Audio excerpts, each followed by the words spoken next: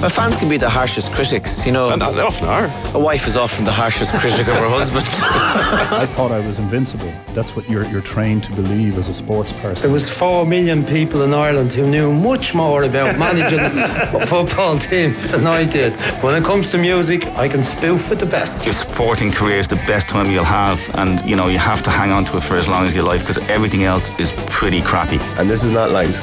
Stephen Rothschild has never spoken to Jim McGuinness in his life. You're very welcome back. You're listening to our Saturday panel. If you've got any information you want to get into us this afternoon, you can text us using the text number 53106, or you can tweet us as well using the handle @OffTheBall. And I'm delighted to say Colm Keys, Jack Cooney and Wayne Kierans joining me in studio this afternoon. You're very welcome along, lads. How are things? Thank you. So we've got two current intercounty managers, two new people in the role, and Colm Keys with the Irish Independent. Colm, we might just start with you before we get into the grilling of the two new managers in studio here. National League starts this weekend. It doesn't have a lot of fanfare traditionally about the place, but there is a sense that when it comes to the football especially, it's probably the best competition we have on our doorstep. Yeah, and even the hurling league has been a terrific competition because of its cutthroat nature. But I think when you're talking about the football league, for a vast majority of teams, it is their barometer to see how are they improving, how far have they come back, and there are plenty of managers who would feel that it is really their primary competition, their best chance of even some silverware, depending on what division they find themselves. So it's a great barometer to test out improvement. Obviously, the merit-based divisional system gives you a great insight into where you really are. You needed a bit of luck, obviously, too, to navigate with. Do you have 4 home games as opposed to 3? That's often a factor, and especially in Division 3, if you look back at the statistics there, you know, you're more likely to win your home game. There's a 2-to-1 chance that you win your home game in that division. But yet, no doubt about it, since they reverted to a merit-based system after 2007, the league has really settled down. And I feel that Division 1 have maybe got away from the rest more than any of the other divisions. I think the gap between Division 1 and 2 is greater, and I think we may actually see that again if Donegal and Kildare. Now, I think Donegal will definitely go back up, but if Roscommon and Cavan come back down and Donegal and Kildare come back up, it will really reinforce that point that Division 1 are just so far away from everybody else. And that's maybe the downside of this league system is that there is that gap there. Having said that, I think there'll be great interest. It's September the 2nd since the All-Ireland final. That's almost 5 months without competitive action. You have withdrawal symptoms? Not really, a little bit. I mean, if you look at the crowds that have been at the some of the games, some of the pre-season games, 11,000 at the McKenna Cup final, I think around 6 at the Meath Dublin O'Byrne Cup semi-final. I'm not sure what crowd was in 7. Parnell Park. 7, great crowd too. And then I was at the Galway Mayo game, the Connacht League match, and again you're looking at 6.5. No official figure given, but 6.5. So there's an appetite there for people to get back out. And obviously, there are 12 new managers as well, so hope springs eternal. 100%. And you would just like to imagine what would happen if you had league fixtures on in the middle of the summer, and how good the games would be if you matched the structure with the actual weather and the stuff like that. I should say congratulations, Jack. Jack Cooney, of course, if you're listening to us on the radio, Westmeath manager. As Colm mentioned, the O'Byrne Cup final last weekend. You won it, you beat Dublin. Like, obviously, with Dublin, Jim Gavin was on the sideline. They've still got to get all their players back, but it is still a Dublin team fighting to get on that squad to go for the 5 in a row this year. So it was a bunch of hungry lads, a top-class team. How did it feel? Like, it surely must have felt like a feather to the cap immediately. It was great. It was great to win it. We didn't win it in 31 years, so it was good. And again, playing any Dublin team, and a lot of lads who would have taken the field last Friday, it's probably the biggest crowd they've played against to date. So it's a good experience for them. We didn't start out with any great ambition of winning the O'Byrne Cup before Christmas, but we just took each game as it came, and then when you get to the final, of course, you want to win it. So we were delighted to win it. Is it true you got a Garda escort to the game? We did. A nice treat. Good preparation for a big Croke Park game. Yeah, well, it's Friday evening traffic, and you need to get everything right in terms of your pre-match meal and bring all the sports science stuff into it. So time is important, and you need to be in control of your time. So the guard escort was a good way of doing that. I think sometimes there's too much of an emphasis to get over the pre-season too quickly, or to get over the league too quickly. Certainly when it comes to, say, Division 1 and Division 2 sometimes, that ultimately when it comes to these sort of results, you got to take the wins on their merits as well and appreciate it for what it is. Yeah, absolutely. We were delighted to win it, and we've a lot of young fellas in training and preparing with us at the moment, and a good experience for them, and hopefully create a bit of a stir with the supporters in Westmeath, because they've been crying out for something like this for a while. So we'll take it. Absolutely. Wayne Kierans, you're the new Louth manager. You're very welcome to the studio this afternoon. Would you go along with the idea that the next 10 weeks or so, from your own perspective, is possibly the biggest 10 weeks of the season, especially when it comes to development in the future? Yeah, without a doubt, Colm nailed it. Really, it's the really only barometer we have of where we are at the moment and how we're going to improve or how we will improve. And obviously, due to the fact that we came down last year, relegated from Division 2, we certainly want to try and stabilise the ship. And it's the National League period for us is without doubt the most important period. There's no doubt about it. Yeah, obviously we've kind of been blue in the face down through the years of talking about why that shouldn't be the case, and we can talk about championship structures all day, but ultimately if you talk about this being the most important part of your season, there is also the element of peaking at the right time. Whereas if you ask somebody in Division 1, they need to peak for July, August. Is it a case where yourself and your sports science teams are actually trying to get your teams to peak for whatever it may be, February, March, maybe the very start of April? Well, there's an awful lot of debate about that, but I don't think that there's necessarily any there's a knack of trying to peak twice. You know what I mean? You want to obviously be ready for this weekend for the intense period in the National League, but that's not to say that you can't restructure and periodise your training to regroup and peak again come end of May time. So I know it's difficult with the club demands, and April's designated as a club month now. It makes it even more challenging, but I think if you have your periodisation right throughout the whole season, there's no reason why you should be on a dip towards the championship because you had a good league, or however your league campaign may go. It takes a lot of work, obviously, but you're trying to peak at those particular times. What's the most challenging thing about being a new inter-county manager? Well, there's a lot of things, really. I think from my point of view, it's totally different than working at the minor level. The minor level, and I noticed that Peter Keane and Kerry, and I would imagine the profile in his job would be a lot greater than the likes of mine, but he came from minor level and he described the difference between night and day, and I'd probably go along with that. Like there's an awful a lot more actions on you compared. Minor sort of goes under the radar, but it's just the amount of time and the amount of boxes you need to have ticked, and and the list goes on, and that's why we were saying that it's delighted to actually get to the games this weekend. Jack, obviously you've been involved with many senior intercounty setups. You've been involved with Paddy, been involved with Roy Gallagher up in Donegal as well. Has it surprised you in terms of actually being the manager how much extra time it takes, or is it have you taken it in your stride?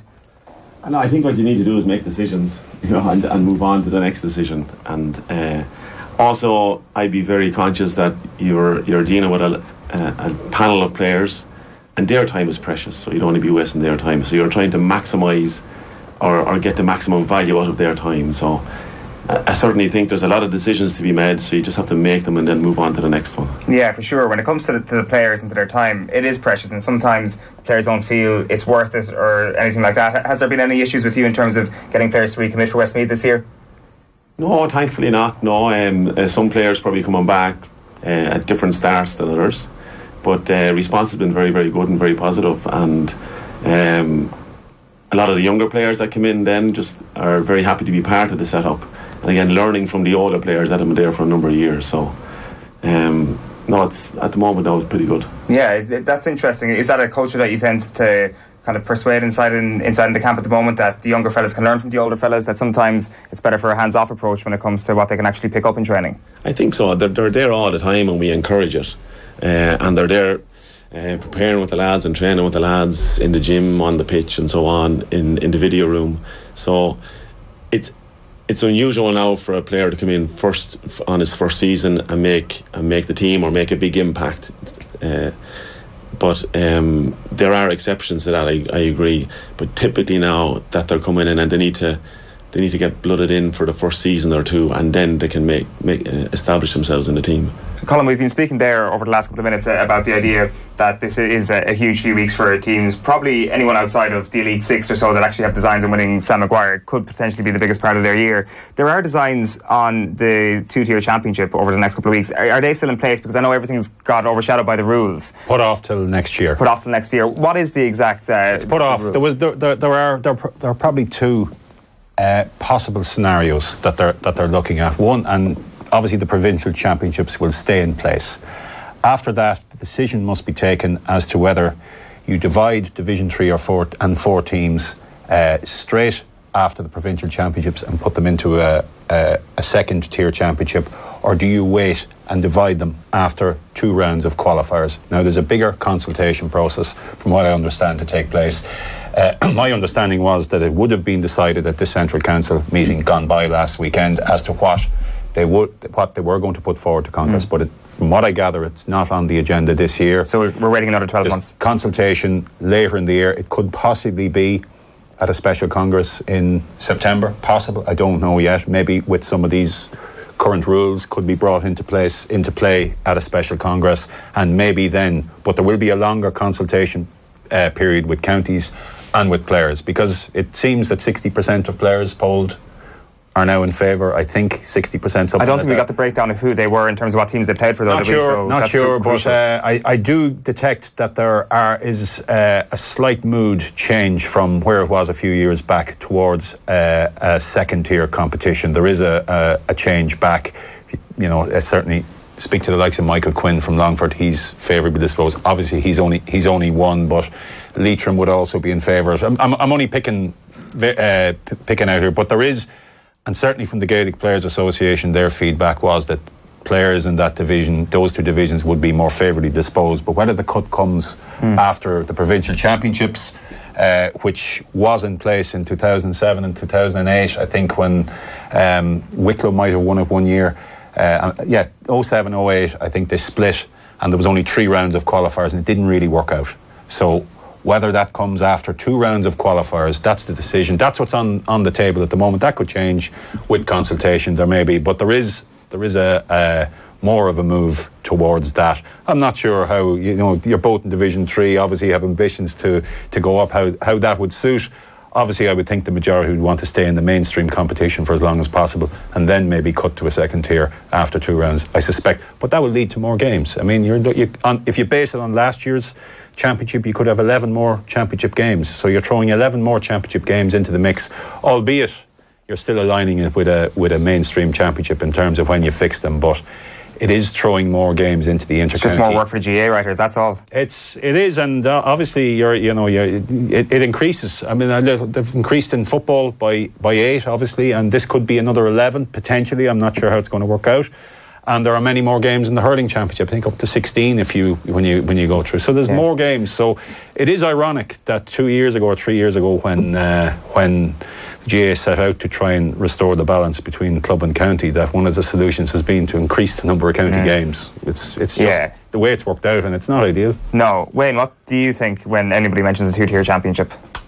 Well, I definitely think everybody should have a shot at the big one, whether that's provincial or the All-Ireland qualifier. So, if that would stay, in place, I'd be in favour for that. But I think it's difficult to gauge the appetite about if you do go out, if you lose your first 2 qualifiers. It's difficult to gauge the appetite of where you want to go on further, or whether you have the appetite in terms of where clubs be pulling up players, and they, as soon as legacy wise, like in our county, as soon as Louth's finished, they want the club championship to run off straight away. So I'm thinking how that would work logistically in my own county, but I think the opportunity for the more games would be welcome, as long as they're promoted right and they're given the standing that they really deserve. That's the key point. How do you do that?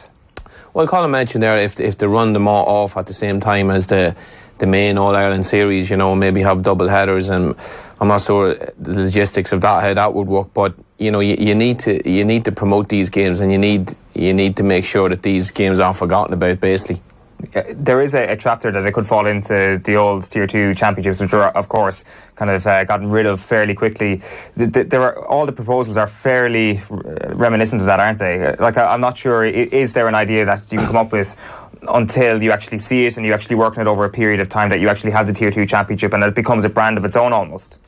Yeah, exactly. It's going to have to develop its own sort of culture. I remember the Tommy Murphy Cup was one of them a long time ago. I remember Louth winning it actually in Croke Park. So, you know, I think there's if it's developed right, I think there could be an appetite for it. But I go back to my original point: is how are we going to fit these extra games in around the club schedule? And I think that's the real thing that's going to cause, you know, nightmares for fixture secretaries around the country. And it goes back to the wider point then, which is a major argument or a major discussion about the whole calendar of how we're going to, you know, develop that. So, but you know, as a Louth man, I think what's going to benefit Louth football is more and more games against top opposition to learn. Okay, we mightn't have that many wins against the top teams, but as long as we, you know, are competitive, we're improving, and you know, that'd be key to me as well. So I would like the old structure to stay in some sort of place. Jack, what do you think? Yeah, I'd agree with Wayne there. Stick with the old structure and then split it. But I think it needs to be supported and it needs to be marketed properly. And I think there has to be a long-term commitment to it then as well, both from the administrators and from the counties. So, and I also agree with Wayne as well. Where does the club fit into all of this? Then it becomes a debate on is the club season getting pushed further and further towards Christmas or towards the end of the year, and I don't think that's fair either. So I think there's a lot of debates still to be had on it, but at the moment, give us a crack at the championship proper, if you want to call it that. And I don't have a problem then going for another competition, but commit to it, give it its proper value, and definitely recognise it. I think that's probably why it's been pushed back to later in the year, so that there is a better consensus taken from managers, players, other stakeholders to see how best it could work. I think the preference would be for a cut after the provincial championships. They would feel that would... Are we married to the idea of the provincial championships? Well, in the short term, yeah, and maybe even in the mid-term, long term. I think the way demographics are going, I think they'll be obsolete in a number of years. I couldn't say how long, but the population flow is from west to east and from north to east, and I see a situation in, you know, maybe a decade, I don't know, maybe even shorter than that, where just some counties know they have no chance of winning the provincial championship, and that'll happen in the east too, because obviously it's hard to see. So many counties are locked out of winning a Leinster championship in the short term, I think, and that's reality. There's no getting away from that. Dublin have such a strong hold on it that it could force change if they continue to win their provincial championship at ease, and if Kerry continue to win it at ease as they have for the last number of years, you could see change down the line. I don't know where. Obviously, it's been teased out to maybe 4/8 divisional structure, something like that, but it's an annual argument that keeps on rolling and will continue to roll. And by the sounds of things, it's going to come back in full flow at the end of this year. I would think so. It did kind of go under the radar, as I mentioned at the start of this discussion, because of the rules over the last couple of weeks. It's been such a big topic over the last 3-4 months, really, at this stage, as to whether or not the hand pass rule would make it, and then eventually it didn't make it. How difficult has it been for you, Wayne? We might start with you in terms of trying to coach a team to get ready for the Oberon Cup, for the National League, not knowing what rules would be in place. Yeah, it was very difficult, actually, and it was very difficult from my own personal point of view to coach at all, you know, when you're used to coaching for so long in terms of the old set of rules, and then, you know, having to go into an Oberon Cup when you're in a new job, when you're trying to get, you know, a panel together and you're trying to, you know, get your head around these rules. And then, as you say, we weren't sure they were definitely going to come in, so we did do a little bit of work on them. We didn't obsess over them.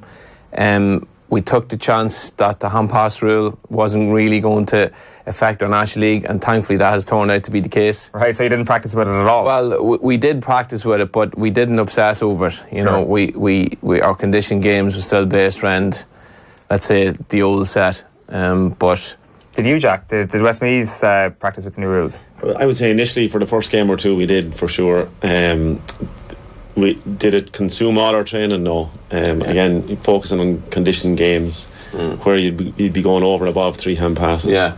But then you'd address it closer to the game and the other rules as well. We would have probably kept...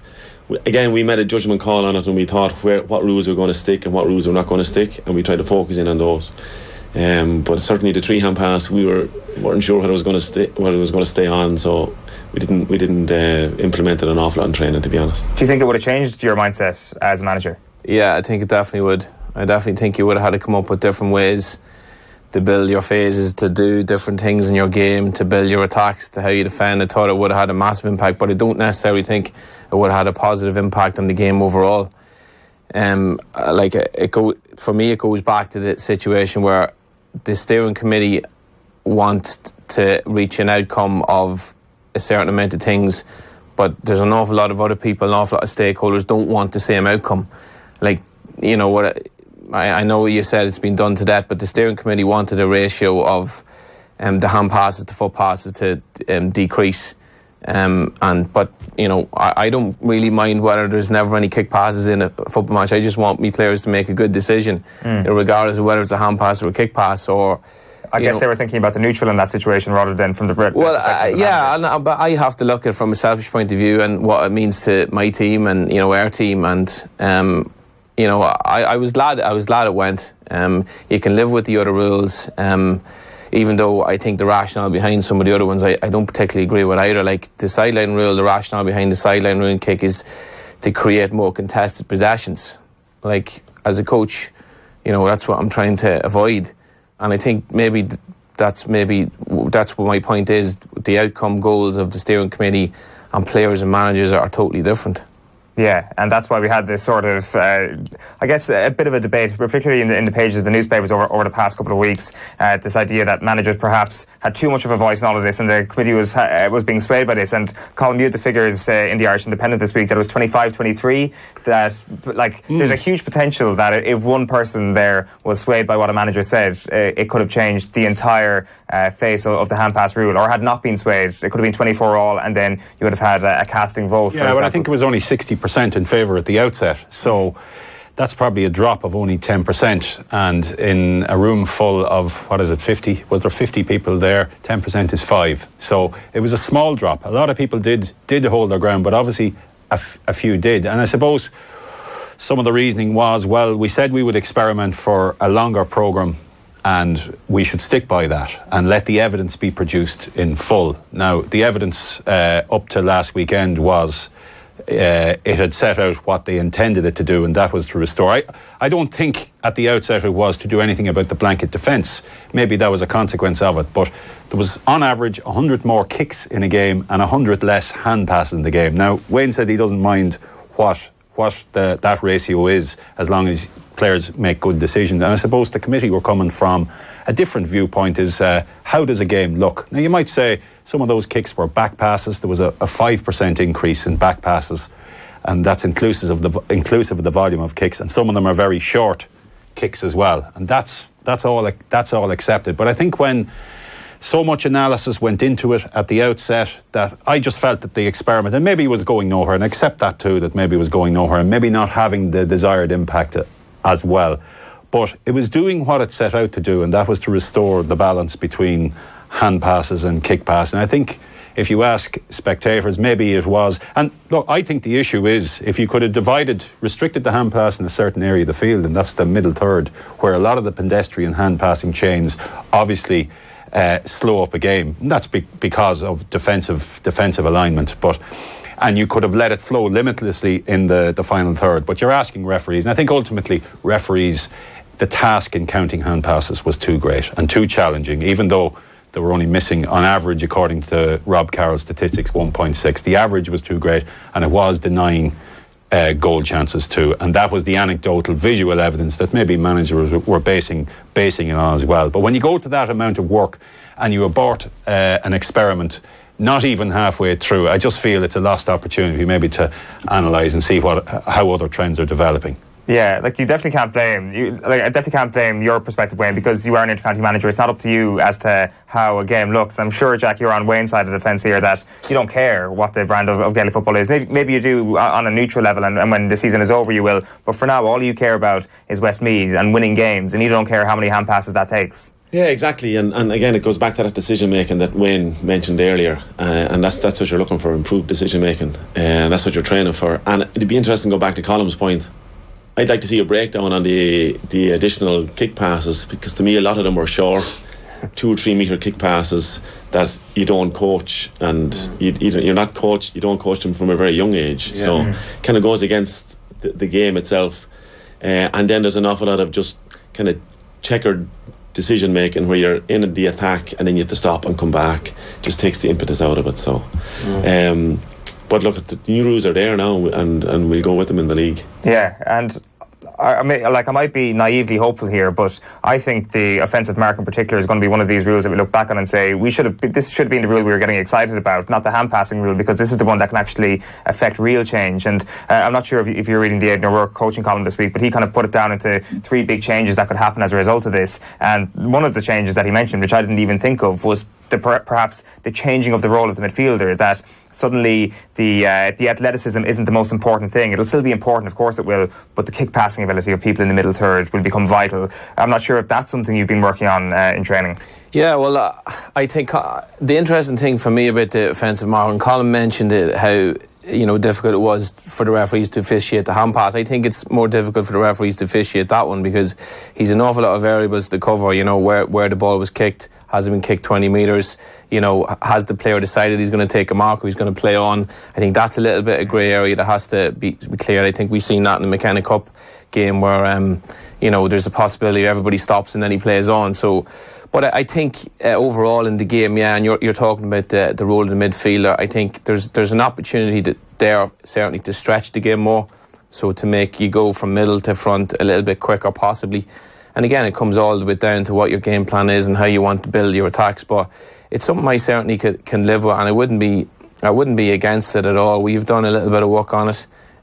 We've good guys inside that have good movement and good ball winning ability. So, that one will be very interesting, and something that we'll see. Yeah, I would agree. I think there is a grey area there as to whether a player, at what stage does he, when the mark is awarded, at what stage does he decide? Does he play on? Does he take a second? And I think that's going to be very, very hard to adjudicate for referees too. Just as challenging, perhaps. Yeah. I think there'll be more emphasis on it now. One of the interesting findings of the review was that it was felt that defences spread out a lot more to cover, so that they didn't give away cheap or soft marks. So that maybe stretched defences a bit more, perhaps. I don't know whether you would have found that they spread out so that no one was loose and no one picked up a soft mark. So I don't know whether that's a consequence of, and maybe that will help maybe to tease out and untangle mass defence. I think the delivery of the ball from the middle third is going to be important as well, because we probably look to hit the space, so it's the bounce pass into the moving forward, where now you're looking to hit the player or hit to where the player's running to, so they can catch it. So it's a different mindset there. Yeah, I suppose the counterpoint to that is that you don't want to give the defensive mark away either, so hitting the space at least avoids them picking up the mark. So I guess I've talked myself out of this point that it could actually change the game a small bit. It goes back to the player's decision making again. Regardless of what people, whether people are like or not, the managers and the players have this possession mentality where they don't want to give the ball away, and that's probably why the whole discussion of the passive hand passes and stuff came about in the first place. Everybody is obsessed with possession-based game, and I don't think there's necessarily anything wrong with that, and that's why it goes back to what I was saying. I don't think there's that much wrong with the game that needs so much changing. Like, if just an example I have in my head is how Dublin closed out the All-Ireland final last year. They were in an attacking situation, they kept possession all the way back to their corner back and come all the way back up again. Also, as Mayo was trying to win the game at the most crucial phase of the most crucial game at the most crucial time, they were making fantastic plays. So you enjoyed that? Yeah, I think that's brilliant football. You know what I mean? So I guess it's all subjective. Yeah, well, that's it. Beauty is in the eye of the beholder. Yeah, I think the offensive mark has definitely scope for to have a positive impact in the game. So I think we'll see how it goes. Yeah, for sure. You're listening to the voice of Wayne Kierans, the new Louth manager. You've also got Jack Cooney of Westmeath and Colm Keys of the Irish Independent with us in studio this afternoon. If you've got anything you want to get off your chest, you can tweet us at Off The Ball or comment on the stream. If you're watching on Facebook or on YouTube, you can text us as well using the text number 53106. Wayne, I wanted to ask you a very simple question, and I'll ask you in a moment, Jack. What is the role of the inter-county manager at the moment? Well, it's a very wide base on that one. Well, obviously, it's to get a panel of players, the best players together in your county, condition them, school them, get them into a situation where they're fit, they're organised, and they can display their talents, really. That's the very general view. As we spoke about earlier, there's an awful lot of detail behind, how you bring all those facets together, and an awful lot of time spent on the phone, talking, travelling, games, training. But I would say it's an enjoyable role. It's difficult. It's certainly a little bit more difficult than I thought, I'd readily admit. But is there any particular element that is a bit more difficult than you thought it would be? I think, Jack mentioned the amount of the decisions you have to make, and you obviously have to stand by all those decisions in terms of players, who plays, who gets minutes, who needs to up it in training, who needs feedback, who needs analysis. There's so much stuff, and I suppose one of the things I would have definitely learned from last year being involved in the management team was the amount of feedback players require. In terms of, again, the difference between the younger players and the senior players. The senior players require feedback pretty constantly. Right. So that's very, very important, I feel, to make sure you give them that feedback, and whether it be positive or negative, or whether it's 2 stars on a wish, or whether you keep them on side, and so that in itself is very time consuming. So there's an awful lot to it. That's very interesting, because I would have thought the younger players would need the feedback more. Or are you saying the older players are just more eager for it because they've been around the game a bit longer? I think the older players want to know exactly where they are and where they're going, and why they're not in the team, and why they're not getting minutes, and why. And that's, to me, that's very positive. They do want to know that, and you have to try and work on their limiting factors, and you have to try and improve them. And only with that analysis and feedback, we'll all keep travelling down the same road, but we'll not increase our speed unless we improve on certain things. And so it's the feedback is certainly something that we're trying to do more and more, without a doubt. And are those players coming to you directly face to face, or are they dropping you a WhatsApp, giving you a call, or how does it work? All of the above, really, all of the above, all different ways, all different mediums. So I think it's a healthy situation to have, where everybody can approach one another, and the rest of the management team that we have now are absolutely excellent at delivering the feedback as well, including our fitness guy, our analysis guy. So I think it's very important to have that collaboration, or else the role of the inter-county manager just becomes too time consuming, full stop. It seems that being a great delegator is important. It seems that being a great communicator, as you mentioned there with feedback, is important. Would you agree with all the above, Jack? Yeah, I think there's probably 2 streams to inter-county management now. You can have the actual out-and-out manager with a coaching team around the manager, or you can have an inter-county management team where the manager is more of a coach and then brings in an organisation or kind of planning around that. So. And which situation is Westmeath in? Well, we've kind of a combination of both. Like I like being out working with the players and been on the pitch and so on and so forth. That's the way I've always done it. And then there's a huge amount of skill sets required to plan and organise and implement and communicate.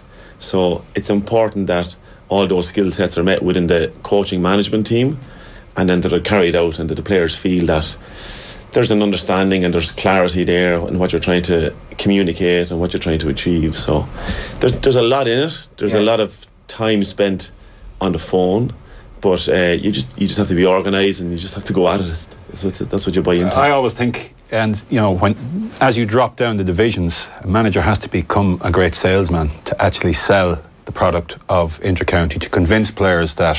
Is that true? Where it's a movement to convince players, because if you look at the, obviously first-time managers out, there's new. It's all very new, so maybe it's a little bit easier. But as time goes on, and I think it's a challenge from Division 2 down. You can see the figures of the drop off. Even in the SRI report, you're 35% of a squad changes from year to year right across the board. So I think there is a bit of that, and to really sell the message, to commit to this, it can be a tough job in that regard, I would think. I think that, number one, the world has become a smaller place, and there's obviously doing a lot more travelling and so on. And I think probably a generation or two ago, an inter-county career could have lasted 10, 12, 14 years. That's not so popular or so common now, where guys might just say, I'm going to commit to this 5, 6, 7 years and that's it, and then I'm moving on. I have other things to prioritise. But it's also very important to realise that it takes their lifestyle needs balance, because it could be their occupation, it could be their family, it could be something different. So it's about where that fits in at a particular time, at that moment in their life, and do they have the time to commit to it. I think this whole thing about commitment to inter-county football is probably over-talked. I think they do it because they enjoy it. Yeah. And they want the high standards and they want to prepare to those levels because they're competitive by nature. But nowadays, like I said earlier, to come in and make a massive impression in your first year, it's unlikely because there's so much conditioning required now, and the game has gotten so fast that you just need to get to that level, and that just takes time. It's interesting that you say there, talking about the enjoyment for players, because Kieran Martin actually mentioned that after the Oberon Cup final last week, that this is probably his most enjoyable season yet in a Westmeath jersey. What have you done to sort of create that culture of enjoyment? We try and give the lads plenty of time off. That's the first thing, and still get an amount of work done that's required. And we just have a bit of crack, and we play a lot of football in training, and when the hard training has to be done, we do it. But a lot of it is just trying to create a very enjoyable environment for the lads to prepare and compete, and try and create occasions where they can have a laugh and so on and so forth. And you can do that in loads of different environments and loads of different occasions, So, but I suppose we were lucky we won the Oberon Cup. So when you're winning, it's enjoyable anyway. Sure. So I suppose both of those go hand in hand. Because there's so many... The ice cream van in John Kiley did the Limerick manager last summer, pull up as a departure. It was a bit cold for ice cream. But there are so many anecdotes like that it is a small thing, the John Kiley's ice cream van, but there are so many small little anecdotes like the Dublin team and how famously Jim Gavin tries to promote their outside of the dressing room careers and college courses and things like that, and John Conlon saying that he was playing the best football or best hurling of his career last summer because he was building a house and he wasn't always focused on the hurling. That this idea that to be a serious team you need to be serious just isn't true. No, I think there's only so much scope in a player or footballer's mind where he can be totally intense and focused. So what we try to do, even on the likes of match day, right up until we go out for absolute throw-in, 20 minutes before throw-in, to try to be as relaxed as possible, because you're asking them to be totally focused and intense for 70 plus minutes. So I don't know what the human mind is more capable of doing that in one go, to be absolutely zeroed in on the game. So it's the same with training. We try, as you said, we try to have the crack and be relaxed about it and get the work done, and we've trying to have mechanisms in place to try and do that. And we've work time, we've down time when the slagging can start, and they definitely have to enjoy it. There's no doubt about it, and it's up to the likes of us, I suppose, to try and create that environment. Or as Colm mentioned, if it's very, very serious, and it is a serious business, of course, but if it's very, very serious, to sell, to them to actually be there is more difficult. Can I ask out of interest, have either of you imposed drinking bans into the squads? No. I've never imposed one. They're probably mature enough to look after themselves, and they realise the damage it does at certain times, and know when to enjoy themselves and how important that is as well. Yeah, absolutely. I think they're a thing of the past. If there's somebody not performing well in their body fat tests or a fitness test, the fitness coach will be on to them pretty quickly. But no, I think I would be one to welcome actually for the lads to go out on a night out, and they have done so, to try and build a bit of camaraderie in the group. So no, if we progress maybe to the All-Ireland semi-final or final, we might impose a drinking ban. I think it's about trusting the players. They're giving so much of their time to you. Yeah. You just trust them to make those decisions. For sure. Wayne, I wanted to ask you a bit about soccer, because obviously a lot of your coaching background comes from soccer. Did I see on Twitter as well that you lived as a baby for a short time in the same estate in Tala as Stephen Kenny? I'm very surprised with that myself, actually. Stephen, I think it was an interview with Paul Kimmage, which I found very, very good, fascinating, actually. He just before I started primary school, myself and my family, as my dad was working in Tala, we lived in Millbrook Lawns. So then, of course, Stephen Kenny comes out and says he grew up in Millbrook Lawns. I just thought it was fascinating. It'd be nice if your managerial career followed the same path as him. Because it's interesting when you think about that, and the piece that was written at the weekend. I'm not sure how long in Millbrook Lawns did you... Just before I started school, so I think it was up till 4. Right, okay, because he talks about the stigma of being attached to Tala in the 80s and stuff like that. So you wouldn't call yourself a Tala native? I wouldn't know. When people slag me about being a culture, I say I'm born in the Coombe, like, so I really am a dub, like, but like my auntie, I spend an awful lot of time in Tala because my auntie's still there, and you know, I would never have thought there was a stigma involved with Tala, but I don't know. Yeah. Because it was interesting that you mentioned that, because obviously you're big into your soccer. You're big into, I think from just listening to you on the Louth podcast, This Is Louth podcast, it seems that you've got a great interest in other coaches from other sports as well. And I guess that just helps that you've had a cross-pollination of sports in your own coaching career. Yeah, sure. Like I'm a soccer fanatic. Like I've always been 50-50 through when I was playing, and not to a great high level or anything, but when I was playing, you know, I always loved playing soccer at university and club level, and I actually did start out coaching in the soccer front, so I definitely think you can learn, there's no doubt about it. Like at the end of the day, the dynamics, you know, different game obviously, but the dynamics can be very similar in coaching points. Do you look at someone like Jim McGuinness and think that's a great moment for GAA coaches? Fantastic guy. I'd love to meet him at some stage. Very, very progressive man. I know people mightn't be that au fait with his style that he introduced, and actually an awful lot of people copied it, but it just shows you that his coaching mind and his philosophies were top notch. You see where he is now, like he's, you know, professional soccer coach.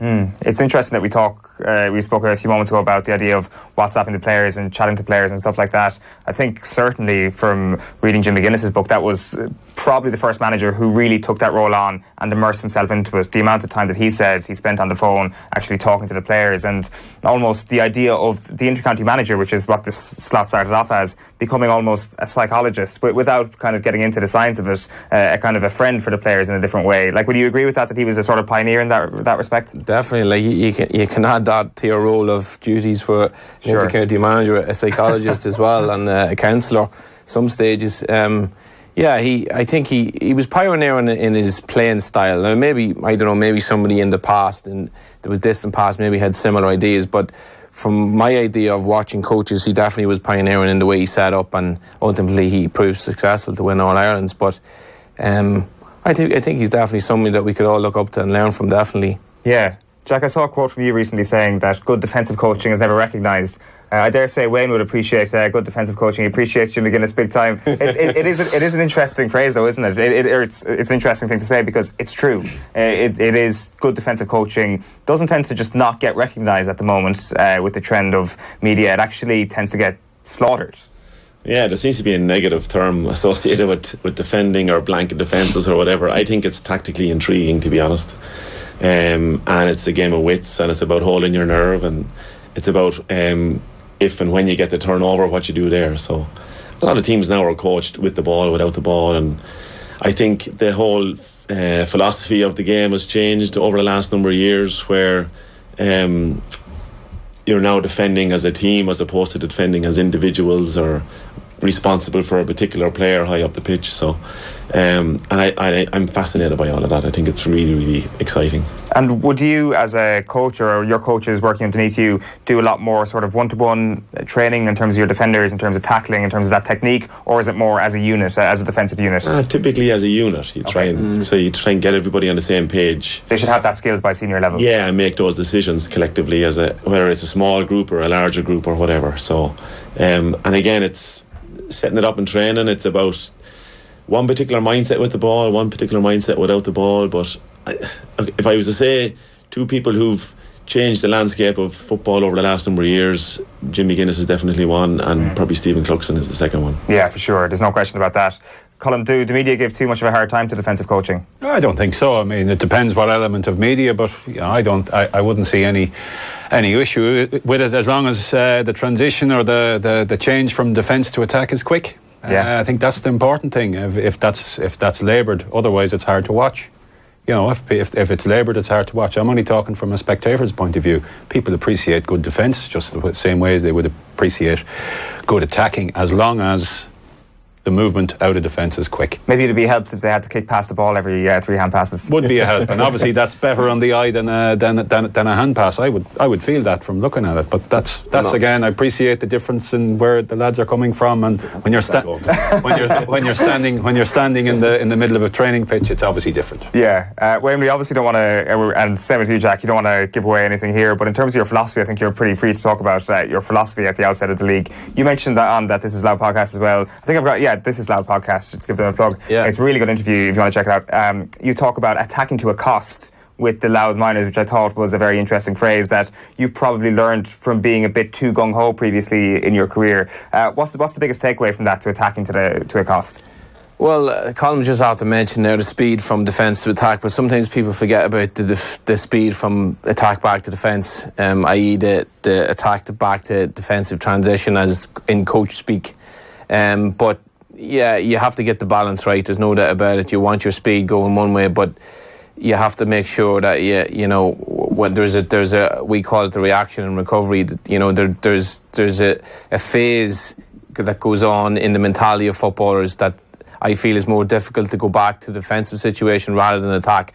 When we win the ball, everybody wants to attack, but sometimes when we lose the ball, everybody doesn't want to do the work in defence. And so, you have to really program the players to really recognise that. And so whilst you want to attack as much as you possibly, you don't not let it cost you at the back. So it's about creating that balance, and that takes an awful lot of work, actually.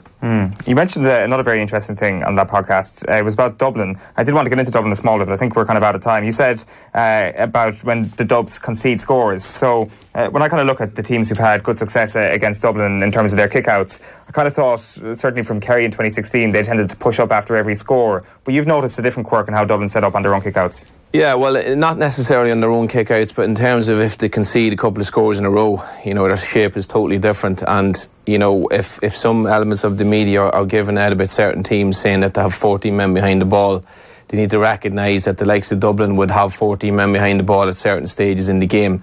And that's because their organisation is so good. And they're programmed to react in certain ways at different instances of the game. And again, that takes an unbelievable amount of work to get that right. And I find that fascinating.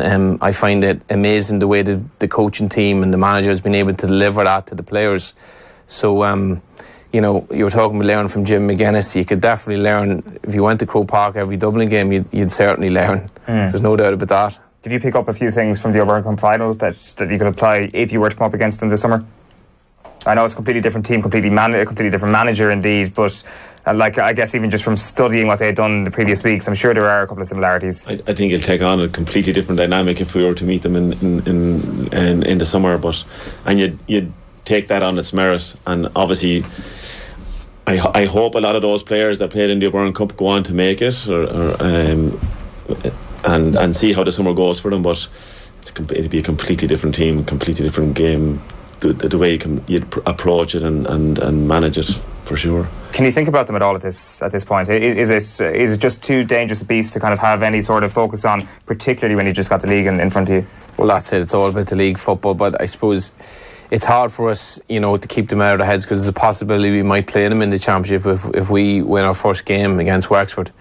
So, it would be fantastic to play them. Obviously, I would welcome to play them, but obviously, as you said, there's too much football to be had between now and then to even think about it, really. Yeah, for sure. Well, it's been great catching up with you lads. Colin, thanks a million for coming in as well. You're off to Monaghan against Dublin this weekend. Yes. And before we came on air, I should say, Colm Keys listed off every single National League fixture that was happening this weekend without a sheet of paper in his hand. So that's incredible. What's going to happen in that game?